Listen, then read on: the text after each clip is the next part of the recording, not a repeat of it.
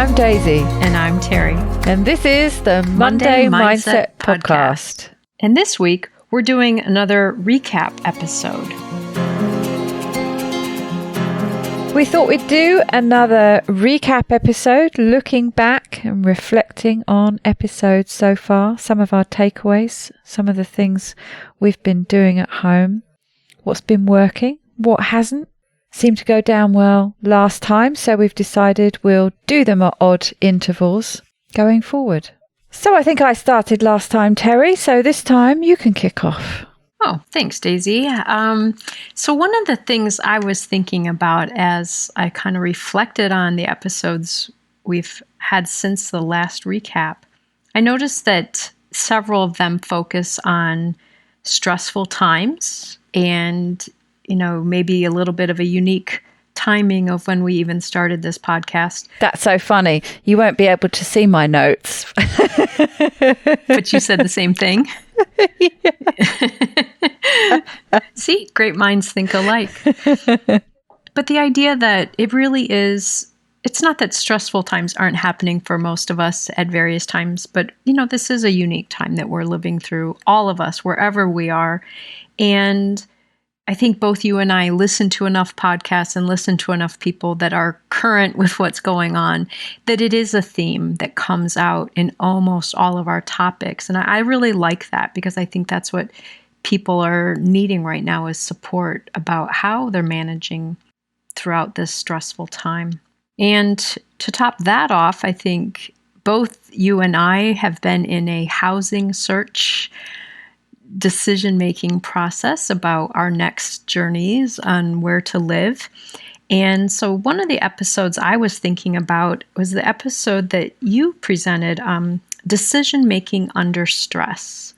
And several times during this process of figuring out what I was going to do about where I was going to live next, that I went back to those 3 questions that you talked about and really thought about, what do I hope to achieve? What's likely to happen if I do this course of action? And then the last question basically is the payoff worth doing these steps?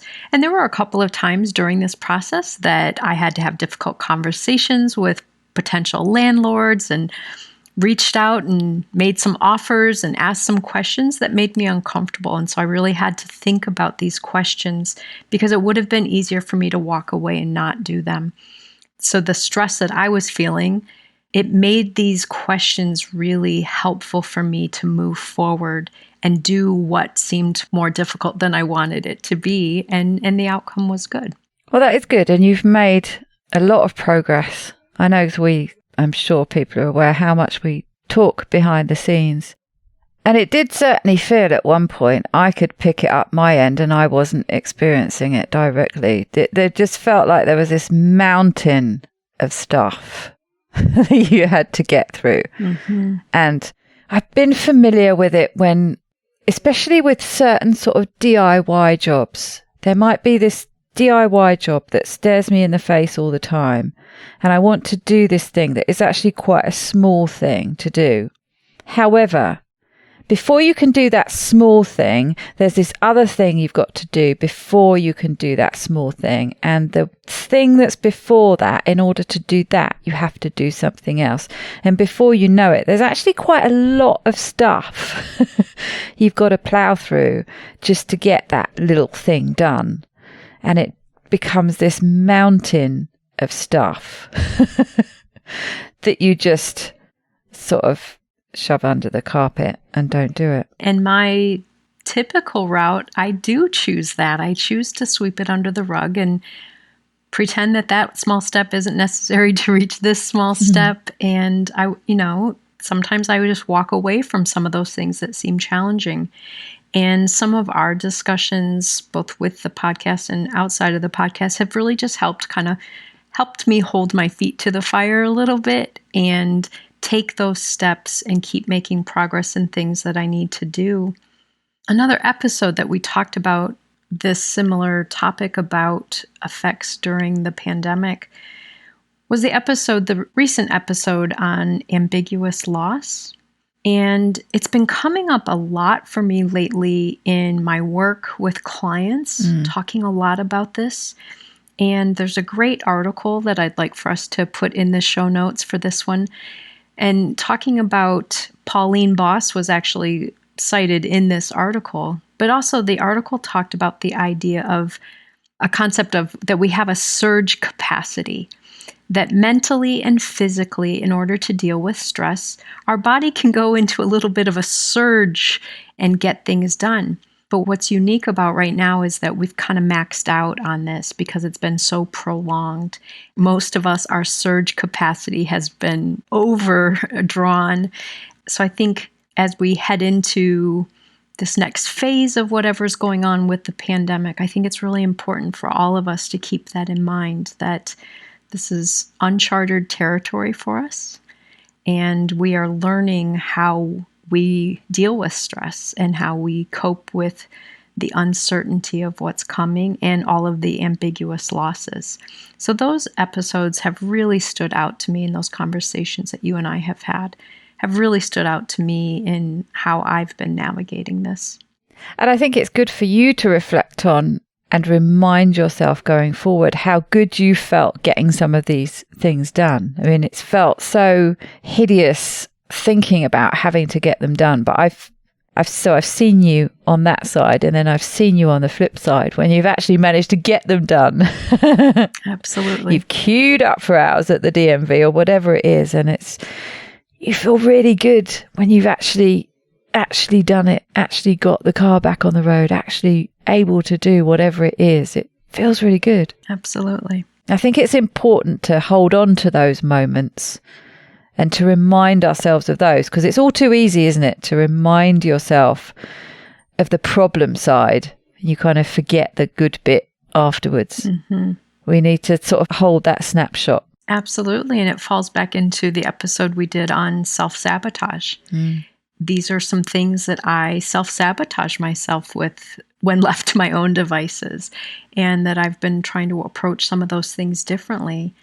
And that episode has also been one that has been very popular topic in my work at the fasting method, because many people who are working on achieving a health goal or a weight loss goal have great plans and know what they're going to do, but then run into some obstacles with actually following through with their plans. And so the idea of self-sabotage has been very prevalent in my work over these past couple of months, especially since that episode. And people really seem to love the book that Judy Ho wrote, Stop Self-Sabotage. So that episode also really stands out to me as being so prevalent in my daily life. It's like I said at the beginning, I'd written a note about this time of quarantine and COVID, and the two episodes that came to my mind were the ambiguous loss and also the heightened emotions one, where she was talking a lot about, the actual changes to brain chemistry. And I really like it when there's an explanation like that, having an explanation for maybe people's change in behavior, a way you can give them a pass, I guess, and also give yourself a pass for behaving in ways that, maybe you don't like so much. But once you understand that there's actually something chemically going on, I think it makes it a bit easier sometimes to take these things. But I think, yes, the ambiguous loss and this suddenly realizing that there's this layer of grief over everything. It's going to be an episode, I think, that I link to quite often. I already have a few times in my Facebook group, especially with people saying they don't understand why they feel so bad at the moment, or there are people much worse off than them and they don't know why they're complaining so much or whatever. And I think it's a very useful episode to link to and say, hey, just take a breath and listen to this. There is a reason you're feeling this way, and it's a good reason, and it's a shared reason. And I think that helps quite a lot when you know that everyone's in the same boat in some way, and actually it is a shared experience. And this whole comparison thing, that sometimes it's not good to compare, sometimes it is good to compare in the fact that we're sharing it, and we should, because we know what it feels like, hopefully that means we find it all the more easy to empathize with others. Absolutely. And I think it helps us not to avoid pathologizing ourselves and other people, to know that it's a shared response. It's a normal response to an abnormal situation. That doesn't mean that we won't work on doing it differently in the future so that we don't maybe yell at someone because of something or whatever. But to know that we're not alone in it, and to know that our responses are not as pathological as we might be assuming. Another thing that crops up, it wasn't going to be something I mentioned actually, but it just came to mind because it seems to crop up often. And what I like about it is that people are finding their own way of doing it that works for them. And that's just the basic principle of gratitude journaling. But I keep getting this little feedback with people having their own questions, their own unique way of doing it. And I've really enjoyed that. Yeah, I think my favourite one so far was, and I think it actually came out of a Keto Woman podcast episode with Gail Straker talking about one of her questions is, what did I learn about myself yesterday? And I really like that. But I love all these different slants people are using and different questions that are thought-provoking and pulling different things out rather than feeling the need to just follow a typical gratitude journaling template. They're finding their own questions. And so I've really enjoyed hearing that feedback. There are a couple that have really been up at the surface for me these last few weeks. One of them is the creation, maintenance and destruction episode. And that's been right in the forefront of my mind as I've been clearing through my barn. And I think I've mentioned in a couple of episodes how much I was dreading the prospect of having to go through my barn. I have a big barn that I have just filled with all sorts of stuff. The part that came to mind most of all was the maintenance section, where she talks about maintenance turning into stagnation. And yeah, those words were just ringing in my ears as I went through my barn. I have been here nearly 17 years now, and most of the boxes out in that barn have been there unpacked for 17 years.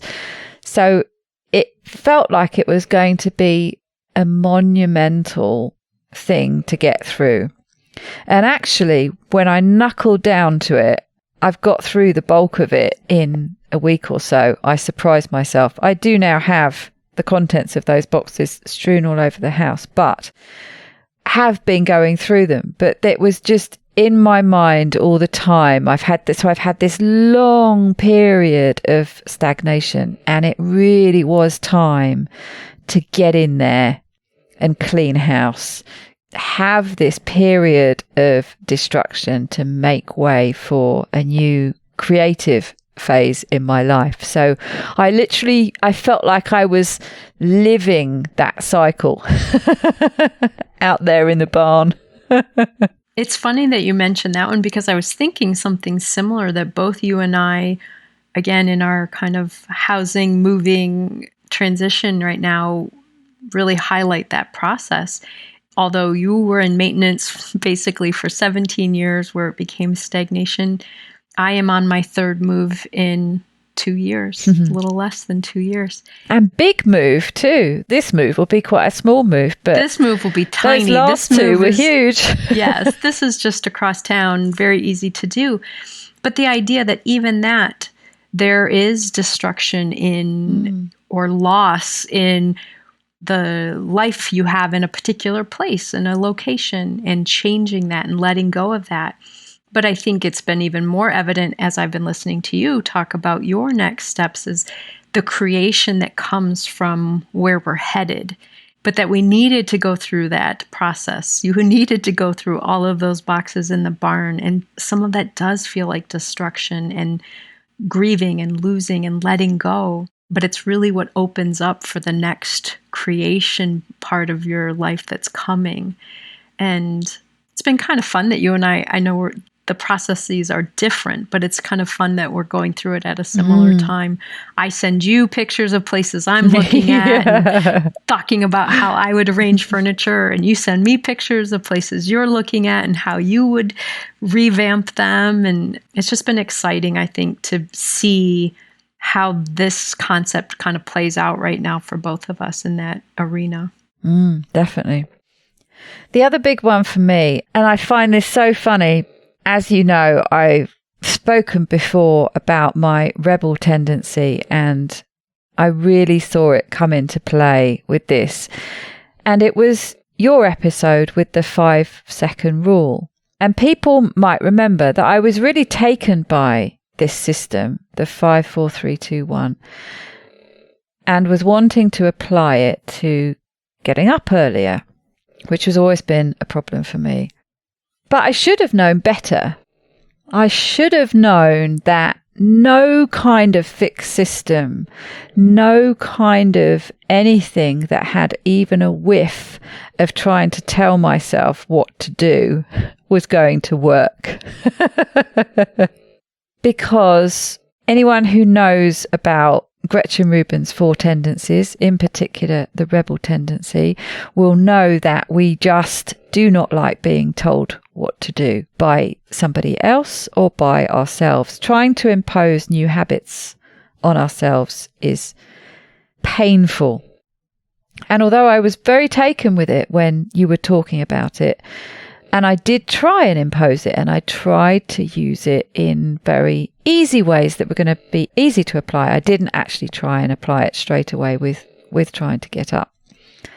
But what's really funny and what's really interesting, and I have been researching a bit about the 4 tendencies and we encourage people to do this. Take this moment if anybody does have a request about something they would like to hear us talking about.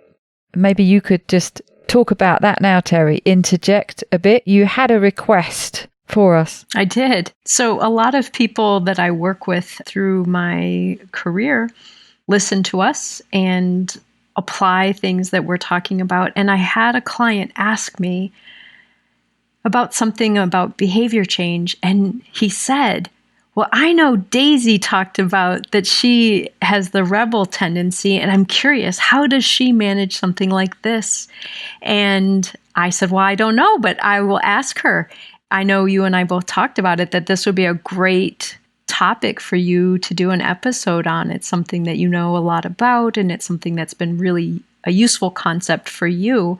And so by him asking that question, it encouraged us to do an episode on a specific topic. And so opening that up to people, if there's something that you're interested in that fits somewhere along our scope of what we listen to and explore, that we'd be happy to talk about it.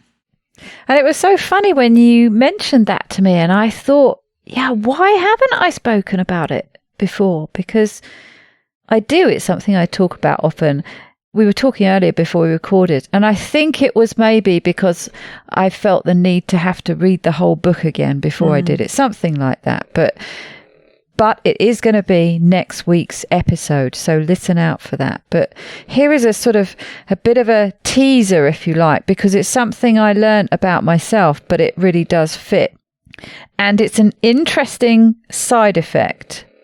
So if we go back to 5, 4, 3, 2, 1, and I thought this sounded like a great strategy and that it could work for getting me out of bed in the morning. It sounded logical when you were talking about it. And then, like I say, afterwards, I thought, no, how's that ever going to work? You're a rebel and you're fighting against it. You're already fighting against it when all you're asking yourself to do is get up and do the washing up. It's not going to work. However, what happens with rebels is that if they decide something's a good idea, they will do it. Rebels do what they want to do because they want to do it. And really the only problem comes is if they're trying to apply a new habit that they don't particularly want to do, or if somebody's telling them what to do. Even if someone's suggesting something that might be quite fun to do, Gretchen talks about in one of her presentations, that could even be someone coming along and says, it could be you, for example, saying to me, hey, I read this book. It was really interesting. You should read it. Well, I don't want to read it. And it's not necessarily quite as bad as that, but you get my drift. It's this immediate knee-jerk gut reaction. Whatever somebody is trying to tell you what to do, you don't want to do it, and you quite often want to do the opposite. And that applies to yourself when you're trying to impose new habits. However, there was obviously a part of my brain that I'm not aware of that knew this was a good idea and that wanted to get up early. And we've spoken about this before, and I have had the odd period where I've got up early and I feel that I do better. I'm much more productive when I get up early. I feel better. I'm happier. It's generally a good idea. And so the way I see it was my brain picked up on what you were saying. It picked up on, here is a potentially really easy method to get you out of bed in the morning, which is something you would like to do. But I'm not going to listen because somebody's trying to tell me to do something, even though it's really easy. 5, 4, 3, 2, 1, that's all I've got to do. But I'm not going to do it because you're not going to tell me what to do. However, this layer of my brain was working behind the scenes, thinking it was a good idea, and just decided was going to start getting up early every day. And so I have been getting up early pretty well every morning, unless I've had a few nights where I've slept really badly and I've slept in. But as you know, as you can attest to, because I've been catching you at the end of your day, and I can only do that if I'm up early, I have been getting up early, and it hasn't been a challenge. I haven't had to 5, 4, 3, 2, 1 myself out of bed. I've just decided and wanted to get out of bed. And interestingly, something I read in the book, I think, or it might have been on the talk she was giving, but I think it was in the book. And this applies in our work as well. It's certainly something I see in keto a lot. And it's something that applies to rebels, is that if you can make this new habit that you're trying to start, if you can make it part of your identity, then it's who you are. It's not something you're trying to do. And I think that's the part of my brain was working on. And it decided, I just want to be an early morning person. So I'm just going to get up early. It's not something I have to do. This is just who I am now.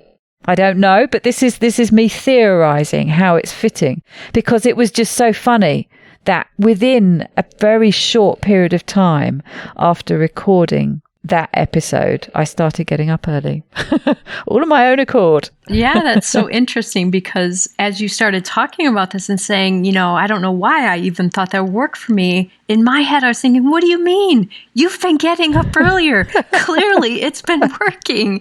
So it was great to hear you talk about there was a different route that caused that. And it reminds me of a quote from another author that you and I have talked about, and we talked about this in an early episode, Nir Eyal, who wrote Indistractable. I follow him now on social media, and one of his quotes that I really liked was something to the effect of true behavior change or true habit change requires identity change. It's not just practice or reinforcement or, doing it enough times, but it requires identity change. And so for you to look at it as it being part of who you are versus a habit you need to enforce, it freed up your resistance. You didn't have to resist it. That's interesting, actually. That yes, and that is what it feels like, because once that resistance was removed, I mean, it's been effortless. It's not like I don't set the alarm. I even have mornings where it's time to get up now. I look at the clock. Actually, it's a bit early to get up. Yeah, I'll go back to sleep for another hour or two and then I'll get up, because that's still going to be 7 o'clock or something, It's really strange. That's great. But it's very true. It's almost like some kind of, block's just been magically lifted to unveil what was already there and has been being blocked. Mm-hmm. So rather than trying to enforce a new habit, rather than trying to make a change, it's just somehow lifted this resistance that had at some point had been imposed to reveal actually who I was underneath all along. That's what it feels like. I find it fascinating. And highly amusing. The takeaway from this might be listen to what we recommend in the podcast and then do something different about it. I guess if you're a rebel. It's great. Exactly. And I think there's a lot to be said for just letting things percolate away in your brain, but to kind of allow your brain the freedom to take them and do what it wants to do with them in its own subconscious way and just to roll with it. Because that's what it felt like. It felt like a part of it was working behind the scenes to sort it out and unlock this resistance, and then it just happened. I've not set the alarm. There's no way to try and enforce it at all. It just happens. Well, Daisy, I am glad that my recommendation of applying someone's strategy worked so well for you, and that by not applying it, you have changed the habit. So that's great. Yeah, it feels pretty huge. So in wrapping up this recap, I wanted to just again invite people, if you have something specific, a question for us or something you'd be interested in a conversation about, we're open to your feedback. We hope that you also take our episodes and sit with them and let them percolate and see what comes out of them to help you in your life. And we hope that you continue to listen and enjoy this journey with us. And make sure, especially if you like inspirational memes, if you like quotes and things like that, come and join in the fun on social media. We're on Instagram and Facebook. We share audio clips from that week's show, but we also put some extra quotes and things in there. And we're at Monday Mindset Podcast on Instagram and Facebook. And also, if you do feel like helping us make more episodes, you can find me on Patreon. The link is below. If you feel like supporting me there, that would be fantastic. And just a quick side note as we go here, you may hear some background sound, and that is compliments of Daisy's bulldog, Bets, and she is having a great slumber during this episode. We soothe her so much that she is just sawing logs like you would not believe. So you'll probably hear Bets. Yes, I think it's one of those episodes where I'm not going to be able to edit her out. She has got it on top volume today. She does. She does. Well, I think she's going to go into the week after a lovely snory sleep. I hope you do too, Terri, and everybody at home. Thanks, Daisy. Have a great week. Bye, everybody.